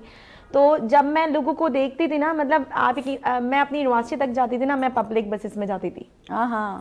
और अब अपनी मेहनत के थ्रू अल्लाह ताला ने वो टाइम ही पूरा चेंज कर दिया। बस निदा की ये जर्नी हम ऐसे ही कंटिन्यू करेंगे। आप तमाम लोगों को पता है कि जब भी मैं ऐसे अचानक से ब्रेक की बात कर देती हूँ, क्यों करती हूँ, क्योंकि ये हमारा टी ब्रेक है। तो हम जा रहे हैं छोटे से टी ब्रेक पे, आपने कहीं भी नहीं जाना। Will be right back after the short tea break.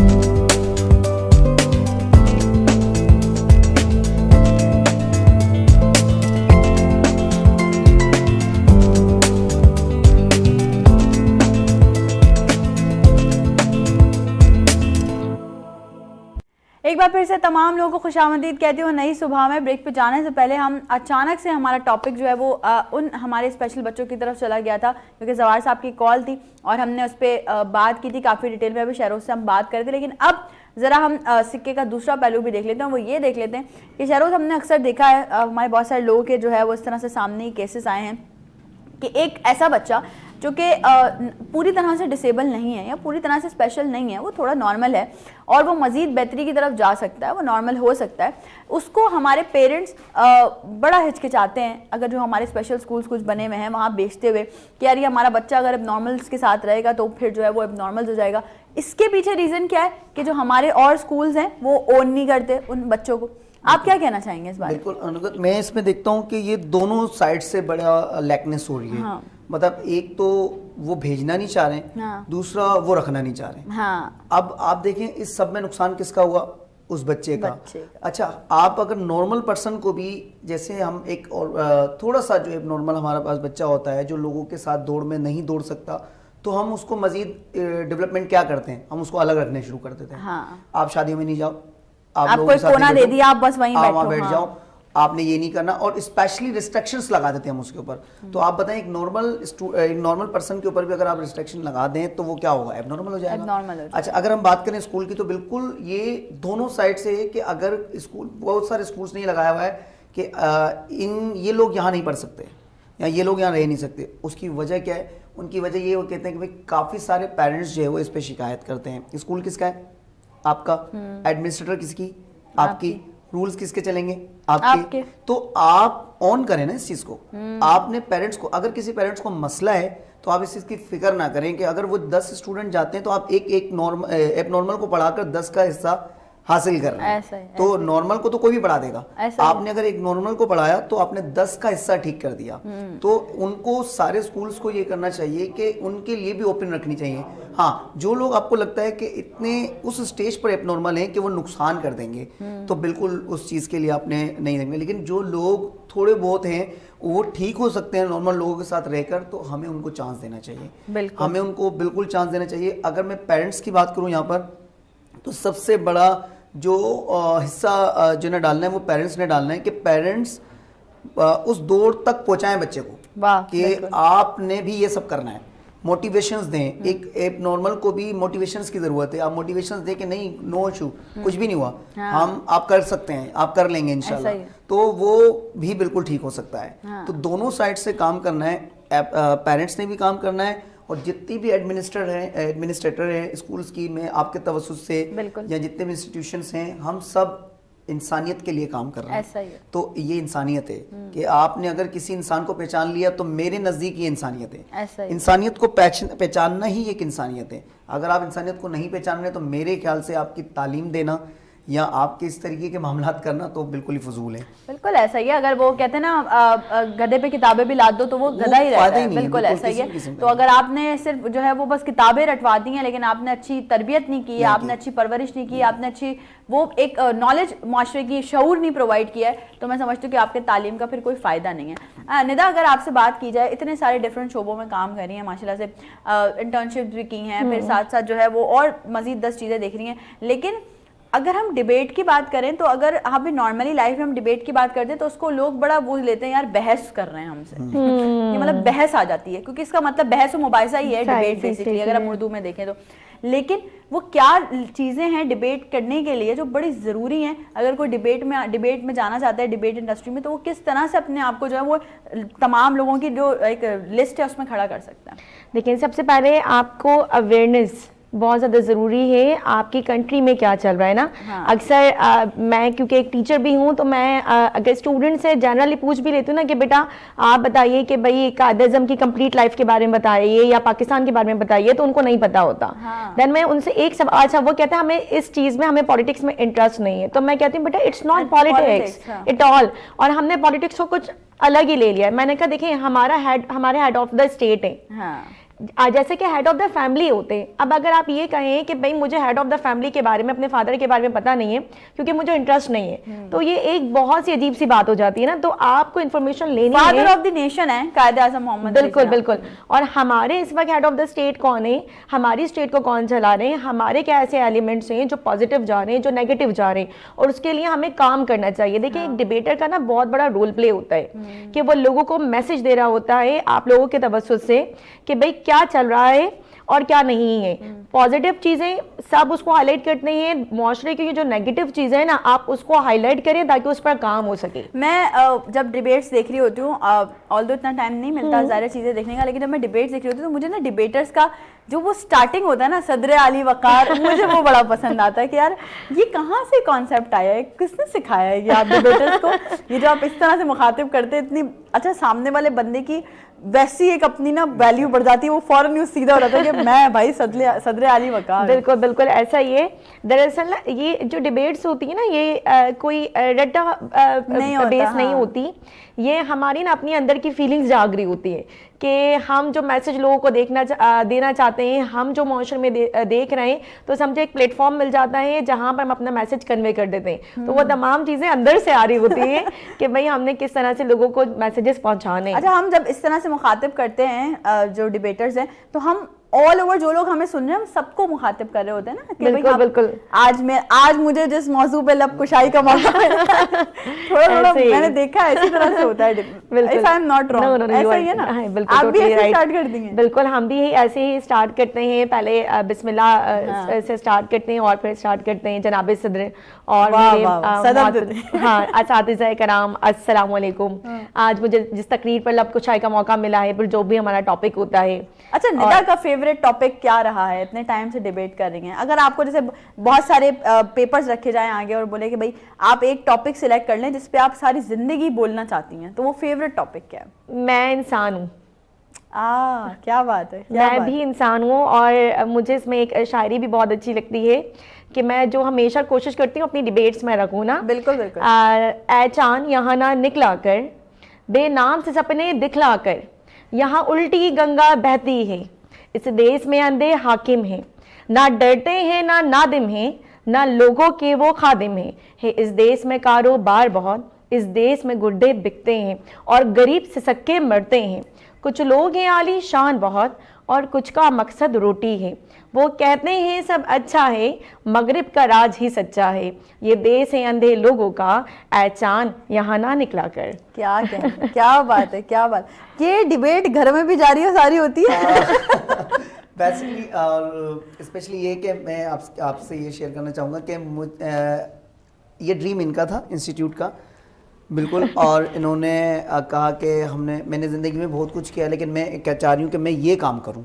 तो मैंने कहा बिल्कुल कोई मसले की बात नहीं है, मैं आपके साथ हूँ। कहाँ से स्टार्ट लेना है? तो आइडियोलॉजीज जितनी भी हैं वो मैं पास आउट करता हूँ इनके साथ, और वर्किंग जितनी भी है वो टोटल इनकी होती है। क्या बात। तो उसमें ये होता है कि और स्पेशली मैं आपसे शेयर करूँ कि मैंने बहुत कुछ सीखा है इनसे।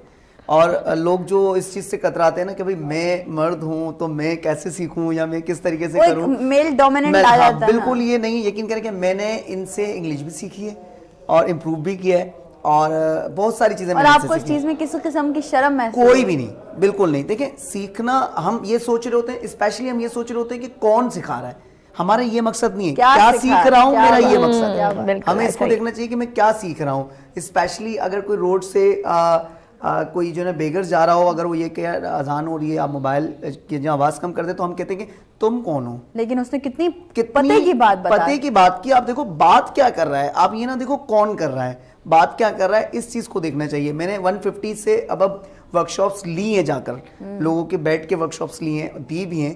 तो मैंने हमेशा ये देखा है कि मैं ये नहीं सोचता कि कौन बात कर रहा है, मैं ये सोचता हूँ बात क्या कर रहा है। और इंसान को हर चीज से, हर नई चीज से कुछ ना कुछ सीखने का मौका मिलता है। यकीनन आज आप लोग आए हैं, आपकी कितनी सारी ऐसी बातें हैं जिससे मुझे भी बहुत कुछ सीखने को मिला। अब मैं इसमें ये बोलूं कि नहीं, मैं तो भाई मुझे तो सब आता है, मैं क्यों सीखूं। आप आपका जो टॉपिक था ना, मुझे इतना मतलब वो एजुकेशन को, और मैंने कहा कुछ भी हो जाए हमें वहां पहुंचना है, क्योंकि ये बहुत जरूरी है। हम इस टॉपिक पे ना बहुत आवाज उठाते हैं। जब हमारी ये कोशिश है हमारे प्लेटफॉर्म के थ्रू, वीनस एंटरटेनमेंट के थ्रू, कि भाई कहीं ना कहीं क्या पता कोई ना कोई बात ऐसी क्लिक कर जाए जो लोगों के समझ में आ जाए कि भाई थोड़ा सा एजुकेशन का निज़ाम या चीज़ें जो है वो बड़ी बेहतर बनाने की जरूरत है। और ना सिर्फ एजुकेशन बल्कि साथ साथ आपको लोगों को, बच्चों को स्किल्स भी प्रोवाइड करनी है। स्किल बहुत ज़रूरी है। और स्पेशली हमें ना थोड़ी सी इस चीज़ पे आवाज़ उठानी चाहिए कि जो काफ़ी मेरे वालिद साहब ने जो बुक्स पढ़ी वो आज तक मैं पढ़ रहा हूँ, फिर आने वाली जनरेशन पढ़ेगी।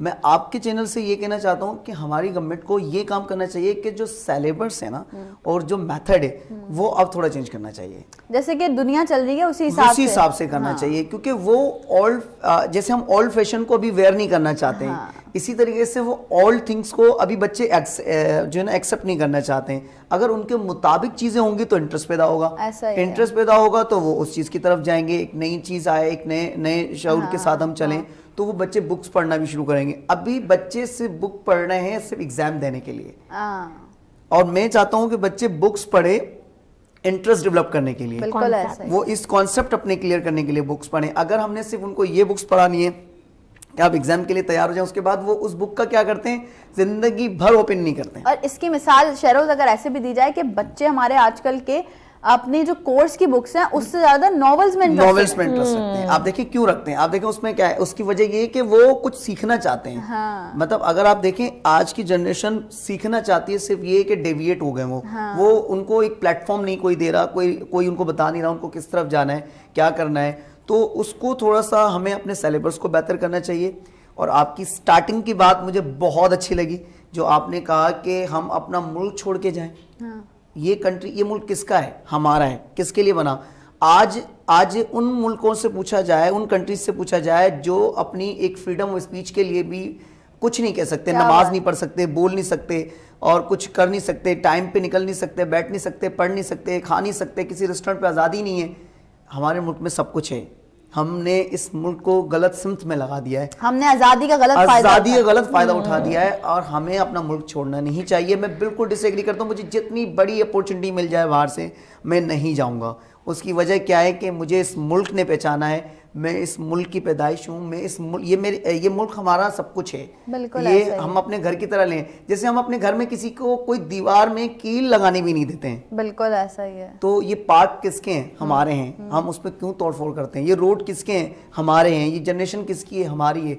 हम सब ने इस मुल्क की जिम्मेदारी लेनी है, बिल्कुल हम सब ने इस मुल्क के साथ लेके चलना है। तो आपका वो वाली बात मुझे नो डाउट बहुत, मैं हमेशा से ये बात कहती हूँ कि भाई आपको अगर लगता है कि बीइंग अ यूथ कि आपके मुल्क में कोई खराबी है, आपके मुल्क किसी मुश्किलात से गुजर रहा है, तो थोड़ी सी अपनी एफर्ट्स कर लें। क्या पता आपके एफर्ट्स करने से थोड़ी चीजें बेहतर हो जाए। हमारे घर में भी प्रॉब्लम्स आती हैं, ऐसा ही है। हम क्या करते हैं, अब गुजारा नहीं हो रहा, चले पार्ट टाइम जॉब करते हैं। हमारे मुल्क में अगर कोई मसला हल नहीं हो रहा तो उसका मसले का हल भी निकाल सकते हैं। कंट्रीब्यूशन करना चाहिए हर हालात के अंदर। अगर हमारी कंट्री, उन लोगों का क्या कहना कि जब ये मुल्क अपने पैरों पे खड़ा हो जाएगा और सक्सेस की तरफ जाएगा और फिर आप वापसी। लेकिन एक मजे की बात और भी है शहरोज, निदा कुछ कहना चाह रही है, हम जरूर शामिल करेंगे, लेकिन एक बात और भी है शहरोज के अगर आप किसी भी मुल्क में चले जाएं, आपकी पहचान है कि बोलेंगे पाकिस्तानी है, तो फिर आप कैसे पहचान हटाएंगे अपने आप को। बिल्कुल बिल्कुल।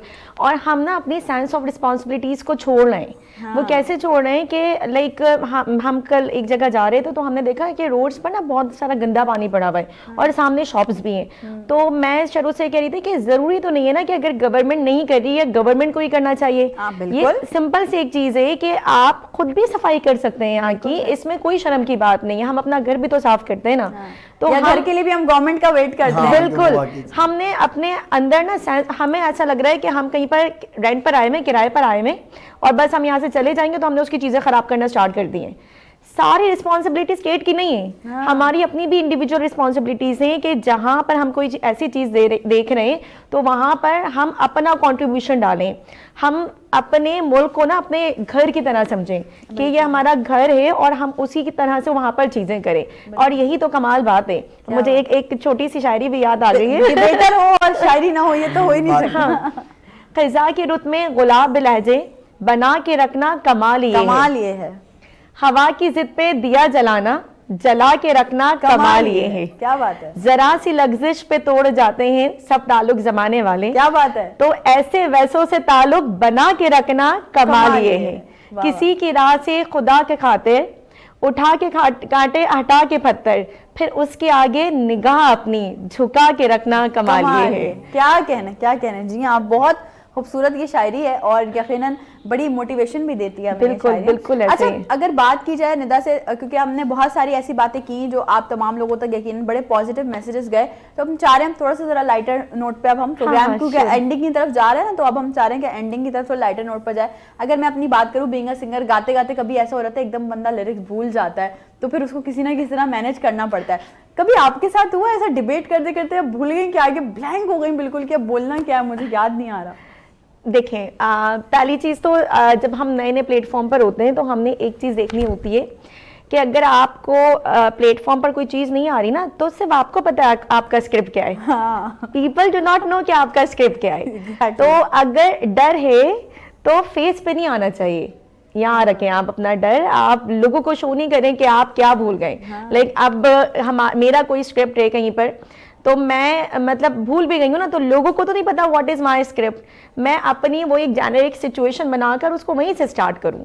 तो कभी हो भी जाता है ऐसा, कभी ऐसा होता है इंसान कुछ और सोच रहा होता है, माइंड में कुछ और चल रहा होता है और अचानक से ब्लैंक हो गया। बिल्कुल ऐसा ही है। तो फिर हमने वही चीज रखनी होती है कि जनरल जो चीजें चल रही होती हैं फिर वहां से स्टार्ट ले लेते हैं। अभी शहरोज बता रहे थे कि अभी आप लोगों ने भी एक डिबेट रखी है जेंडर इक्वालिटी, तो क्या पर्पस है बेसिकली उसका? जेंडर इक्वालिटी का पर्पस ये है कि स्पेशली जिस एरियाज के अंदर वो इंस्टीट्यूट्स हैं, और हमारा ये होता है कि हम फीमेल्स को बाहर जाने नहीं देते हैं कि नहीं एरिया ठीक नहीं है और कौन लाएगा कौन ले जाएगा, वो इतनी सारी सिक्योरिटीज़ को देखते हुए हम उनको एक लैंग्वेज के कोर्स के लिए भी इंगेज नहीं करते हैं।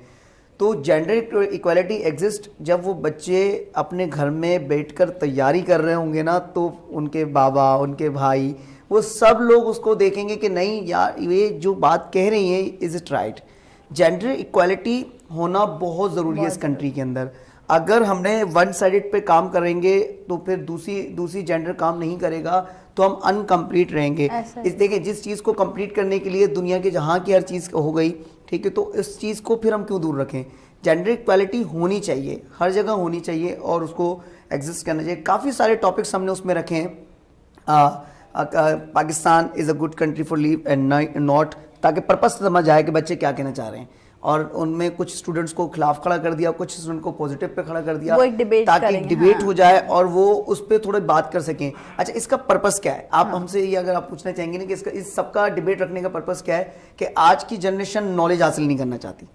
हाँ नहीं, बिल्कुल नहीं करना चाहती। तो हमारा ये पर्पस है कि हम अगर किसी कंपटीशन के तहत इनको लगा देना कि आप जाएं और नॉलेज हासिल करें, तो फिर क्या है कि वो अपनी जीत की वजह से भी लाजमी जाके बुक्स से, गूगल से या पेरेंट्स से, टीचर से वो नॉलेज हासिल कर रहे हैं, ताकि जो है ना वो डिबेट में हमारे बड़ी माजरत के साथ हमारे पाकिस्तान का एक अलमिया ये हो गया कि हमारे बच्चों को यूट्यूबर्स के नाम तो पता है, लेकिन हमारे बच्चों को ये नहीं पता सर सैयद अहमद खान कौन थे, हमारे बच्चों को ये नहीं पता कि लियाकत अली खान की क्या कॉन्ट्रीब्यूशंस थी। ये वो लोग हैं जिन्होंने पाकिस्तान की बुनियाद रखी, पाकिस्तान की जद्दोजहद में अहम किरदार अदा किया, ठीक है ना। मेजर अजीज भट्टी के बारे में आप शहीद के बारे में लोग बच्चों से पूछ लें, बच्चे ऐसे करके यूं करके देखते हैं। और मैं इतना परेशान और इतना मुझे बहुत बुरा लगा जब मैं हमारा एक बड़ी अच्छी हमारी बड़ी लेजेंडरी सिंगर है मैडम नूर जहां जी, उनका एक गाना वायरल हुआ। मैं ना तो आर्टिस्ट का नाम लूंगी और ना ही गाने का नाम लूंगी, आप तमाम लोग यकीनन समझ जाएंगे, जो कि एक ऐसे आर्टिस्ट ने गाया जिनका दूर दूर तक सिंगिंग से कोई ताल्लुक नहीं है। वो गाना वायरल हो गया, बच्चे से पूछा जा रहा है ये गाना किसने गाया, तो बच्चे बड़े फख्र से उस आर्टिस्ट का नाम ले रहे हैं। जिनको ये नहीं पता कि ये ओरिजिनल हमारी लेजेंडरी आर्टिस्ट ने गाया, तो ये कौन करेगा? ये बच्चे थोड़ी करेंगे। बच्चे तो जो देख रहे हैं, आपने उनके हाथ में गैजेट्स दे दिए हैं, बच्चे जो देख रहे हैं बच्चे तो वही बोलेंगे ये हमारा काम है। बच्चों को सिखाना, बच्चों को बताना कि नहीं ये आपकी ये बाउंड्री है, आपकी डूज वाली बाउंड्री, ये आपने करना और ये आपने नहीं करना। और फिर जब वो बच्चे वो काम कर जाएं जो आप नहीं करवाना चाह रहे, तो आपको थोड़ा सा टफ टाइम बच्चों को देना पड़ेगा, ताकि बच्चों को पता चले कि नहीं हमने ये नहीं करना था, हमने कर दिया है, हमने गलत किया है। क्या कहना चाहेंगे? बिल्कुल। अच्छा, इसमें एक और चीज आपकी बिल्कुल आपने सही बात की कि जो हमारे लेजेंडरीज हैं, आइडियल्स हैं, अभी इस वक्त हम आप किसी भी बच्चे का आइडियल पूछ लेंगे ना आप, तो वो कोई ना कोई एक्टर या कोई ना कोई यूट्यूबर का नाम लेगा। हम किसी भी आइडियल को, सबसे बड़ी पर्सनैलिटी हजरत मोहम्मद सल्लल्लाहु अलैहि वसल्लम है, तो आप इस चीज को देखें कि हम उनको आइडियल नहीं बनाते या उनके नाम पे आइडियल नहीं बनते। काफी सारों की बात नहीं कर रहा, जो जनरेशन है हमारी, मैं उनकी बात कर रहा हूँ। अच्छा, इसके साथ अगर एक नई चीज आप देखेंगे कि 25 दिसंबर को, इतना बड़ा दिन है, आप देखें कि हम अपनी डीपीस के ऊपर कायद-ए-आज़म मोहम्मद अली जिन्ना की पिक्चर्स लगाकर उस पर गूगल लगा रहे हैं और नीचे उनकी मजाक बना रहे हैं और उनकी चीज़ों को देख रहे हैं कि दे नो के कौन है ये। आपको पता है कि इनकी पर्सनैलिटी क्या है, आपने इनकी जिंदगी देखी। यहाँ पे देखें आप, मैं आपको जरूर शेयर करना चाहूंगी हमारी टीम एफर्ट्स कि 25 दिसंबर को हमने बाकायदा एक पूरा प्रोग्राम किया था लाइव, जो कायदे आजम की लाइफ पे किया था कि उन्होंने कैसे अपनी जिंदगी गुजारी और किस कस्मा पुरसी की हालत में उन्होंने टाट पे बैठ के उन्होंने तालीम हासिल की और इतना बड़ा मुल्क हमें दे दिया। तो हमने पूरा एक जो है प्रोग्राम किया था ताकि हमारे प्रोग्राम के थ्रू, भले हमारे प्रोग्राम के थ्रू हो जाए, लेकिन अवेयरनेस तो जानी चाहिए। देखें उन्होंने अपनी जिंदगी में, उनकी जिंदगी में क्या नहीं था, सब कुछ था। इंसानियत के लिए काम किया। अगर किसी ने इंसानियत के लिए काम किया है तो उनको हर कोई याद रखेगा। आज आपने प्रोग्राम रखा, हम सब बात कर रहे हैं, तो हमें ये कोशिश करनी चाहिए कि हम जिंदगी में कोई ऐसा काम करें जो इंसानियत के काम हो और लोग हमें याद रखें। हम हमेशा वो काम करना चाहते हैं कि जो बस परमानेंटली कोई जाने और उसके बाद उस चीज को देखें। और टीचर एक वो रुतबा है मेरे नजर में, आज यहाँ बैठा हूँ, बहुत बड़ा मर्तबा है। मैं आज यहाँ बैठा हूँ, अपने सारे टीचर्स के जो लिए मैं हमेशा दुआएं करूंगा कि जिंदगी में अल्लाह पाक उनको कभी कोई बुरा दिन ना दिखाए, क्योंकि उन्होंने आज माशाल्लाह हमें यहाँ पहुंचाया। आमीन। तो टीचर्स एक इतनी बड़ी पर्सनालिटी होती हैं कि उनसे हमें सारी चीजें सीखनी चाहिए, रिस्पेक्ट लेवल उनको हमेशा देना चाहिए। तो एक जगह पर एक एंट्री जाते हैं, एक अच्छे उस पे पोस्ट पे यूनिवर्सिटी उनको इनवाइट करती है, तो उन्होंने कहा कि सवाल हुआ उनसे कि आप इतनी बड़ी पर्सनालिटी हैं, उन्होंने कहा कि मुझसे बड़ी पर्सनालिटीज यहाँ मौजूद हैं कि 5 साल बाद मेरी पोस्ट मुझसे चली जाएगी, लेकिन तो कोई मुझे पहचानेगा नहीं। लेकिन जिस बच्चे को एक टीचर ने पढ़ा दिया है, वो जिंदगी भर रोड पर भी उसको मिल जाएगा ना, वो रोक के कहेगा ये मेरे टीचर है, मुझे पढ़ाया। क्या बात है, क्या तो मतलब ये एक इतना, और हम टीचर नहीं बनना चाहते। मैं ये चाहता हूँ कि हर स्टूडेंट के अंदर ये कला होनी चाहिए कि मैं टीचर बनूं और लोगों को पढ़ाऊं, कुछ ना कुछ कंट्रीब्यूशन दूं।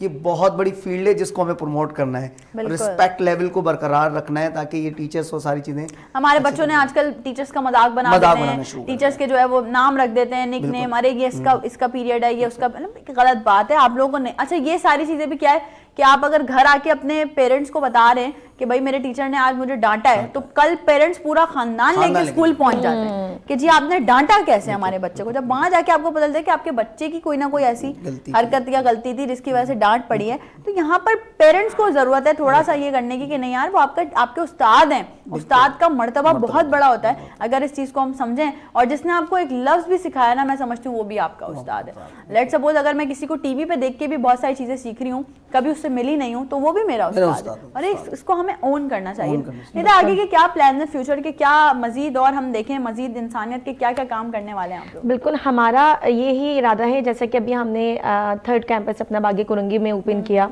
तो आगे यही प्लान है कि उस जगहों पर हम ये चीज़ें ओपन करें, एजुकेशनल इंस्टीट्यूट ओपन करें कि जहाँ पर लोगों की रसाई नहीं है। हम लाइक उन एरियाज में जाना चाहते हैं कि जहाँ पर तालीम की वैल्यू बने, एजुकेशन लोगों को पता चले, वो अपने जैसे चाइल्ड लेबर उन तमाम चीज़ों से बाहर निकल कर भी आ गए हैं। हमारे इंस्टीट्यूट में मैड है, तो वो एक दफ़ा अपने छोटे से बच्चे को लेकर आई साथ में ना, और वो चेयर्स वगैरह, मैंने कहा नहीं आप इसको इंस्टीट्यूट क्यों नहीं भेजती? कहने लगी नहीं मैडम ये फिर जो है वो कारखाने जाता है और फिर आप बताएं कि ये कैसे चलेगा घर, मैं बीमार हूँ। तो मैंने कहा अच्छा आप एक काम करें, फ्री होकर इसको मेरे पास भेजें और मैं आपके बच्चे को बना कर दूंगी। देखिए एजुकेशन भी बहुत ज़्यादा ज़रूरी है, तो ये पॉइंट हमने रेज करना चाहिए कि हम पहले वर्कशॉप्स दें। हाँ। हम पेरेंट्स को वर्कशॉप्स दें, उनको बताएं कि इनके साथ साथ ना ये चीज़ें भी ज़रूरी हैं। बहुत जैसे ज़रूरी। आपके प्रोग्राम के तहत आप लोग माशाल्लाह इतनी अवेयरनेस दे रहे हैं, तो ये अवेयरनेस हम उन वालिदैन को दें कि जो अपने बच्चों को शॉप्स वगैरह, ठीक है आपने अपना घर चलाना है, इट्स ओके, लेकिन साथ साथ एजुकेशन भी ज़रूरी है। हमारे पास बिल्कुल है, गवर्नमेंट अपॉर्चुनिटीज़ भी हैं, स्कूल्स हैं, गवर्नमेंट स्कूल्स हैं।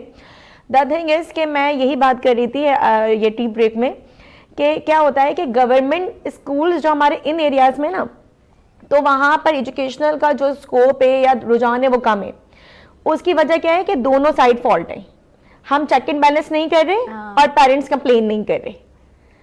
वेयर इज कि जो हमारे अच्छे पोश एरिया से वहां पर फिर भी काम हो रहा है, क्योंकि वहां पर पेरेंट्स जा रहे हैं, पूछ रहे हैं, यहाँ पर कोई कंसर्न ही नहीं है ना। पेरेंट्स टीचर मीटिंग में देखो कोई पेरेंट नहीं आता। सबसे बड़ा अलमिया ये है कि आपकी टीचर्स और पेरेंट्स की कम्युनिकेशन होगी ना तो बच्चा कहीं नहीं जाएगा। When I was in school, मेरी मामा, जब मैं केजी में थी तो मेरी मामा जो है वो बैठी रहती थी कि क्लास कब ऑफ हो तो मैं जाके इसकी टीचर से मिलूं, बात करूं, पूछूं कि क्या प्रोग्रेस है, क्या कर रही है। मतलब इतना पेरेंट्स को जो है वो शौक होता था कि हम अपने बच्चे की प्रोग्रेस जाने। आजकल ना रिजल्ट डे पे आ रहे होते हैं वो, अच्छा भाई आपने दिखा दी घर पे आके रिपोर्ट कार्ड, ये रिजल्ट आया, सही है, अच्छा ठीक है भाई सही है। मतलब उनको कोई इंटरेस्ट ही नहीं है। अच्छा आप स्कूल की बात करिए, इवन के जब मैं यूनिवर्सिटी में थी तो पापा जो है वो मंथ में एक दफा जरूर आते थे। हाँ। और आकर वो सारे टीचर्स से रिपोर्ट लेते थे और उनको बड़ी खुशी होती थी सुनकर।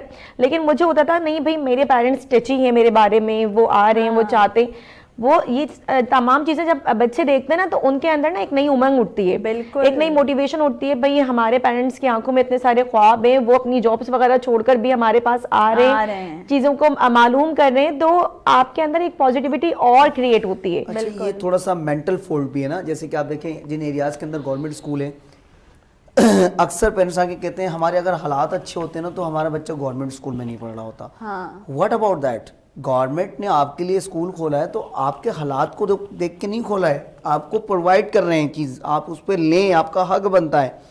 तो मेरा कहने का मकसद ये है कि आप जो हम स्पेशली बच्चों को उस तरफ नहीं भेजते हैं गवर्नमेंट स्कूल की तरफ कि वो हमारी इंसल्ट है, खानदान में हमारी इंसल्ट है, लोग क्या कहेंगे कि हम गवर्नमेंट स्कूल में भेज रहे हैं, इनके पास पैसे नहीं है, इस सारी चीज़ें, तो ये मेंटल फॉल्ट है। अच्छा, वही बच्चा जब मैट्रिक पास करता है तो हम एक बेस्ट कॉलेज में, गवर्नमेंट कॉलेज के लिए उसको इंतजार करते हैं उसका नाम आए। हाँ, ऐसा ही है, बिल्कुल तो ऐसा वो भी तो गवर्नमेंट का है। हाँ। तो फिर यहाँ से क्यों नहीं? तो मेरा स्पेशली ये कि जो पेरेंट्स या जो लोग अफोर्ड नहीं कर सकते तो वो एटलीस्ट गवर्नमेंट स्कूल को सपोर्ट करें, गवर्नमेंट स्कूल की तरफ अपने बच्चों को भेजें, वो पढ़ें तो सही बच्चे, और वो आपके लिए कि यूटिलाइज करने के लिए चीज दी गई, आप उसको यूटिलाइज करें। बिल्कुल करें, फिर हम बाद में ब्लेम दे देते हैं, बाद में ब्लेम देते हैं गवर्नमेंट ने। गवर्नमेंट जब देख रही है कि प्राइवेट में आप बच्चे को भेज रहे हैं और गवर्नमेंट स्कूल के टीचर्स बैठे हुए हैं या उनके कोई बच्चे ही नहीं जा रहे हैं उस तरफ, तो ये मेंटल फॉल्ट हुआ ना हमारा कि हम उन एरियाज में बच्चों को नहीं भेज रहे। क्यों? क्योंकि हमारी सेल्फ रिस्पेक्ट की बात। ऐसा ही गवर्नमेंट स्कूल्स का ये होता है कि अगर हमारे बच्चे गवर्नमेंट स्कूल में हमने एडमिशन करवा दिया और बच्चों की छुट्टियों पे छुट्टियां हो रही हैं, हाँ। और हम अगर नहीं भेज रहे तो हम ये कहते हैं यार गवर्नमेंट है, क्या करेंगे। लेकिन इस वक्त हमारे प्रोग्राम का टाइम बिल्कुल एंड तक पहुंच चुका है। Shahroz, thank you so very much. Nida, बेहद शुक्रिया, बहुत अच्छा लगा, बहुत अच्छी कन्वर्सेशन रही। यकीनन बहुत पॉजिटिव मैसेजेस आप लोगों तक भी जो है वो कन्वे किए होंगे आज के हमारे मेहमानों ने। प्रोग्राम कैसा लगा अपनी राय का इजहार जरूर दीजिएगा। जिंदगी रही तो इंशाल्लाह आपसे मेरी फिर होने वाली है मुलाकात। 10 से 12 सुबह होंगे लाइव आपके साथ अगेन। अपना बहुत सारा ख्याल रखिएगा, टीम को और मुझे खास दुआ में याद रखिएगा। आज के लिए दीजिए इजाजत, अल्लाह हाफिज।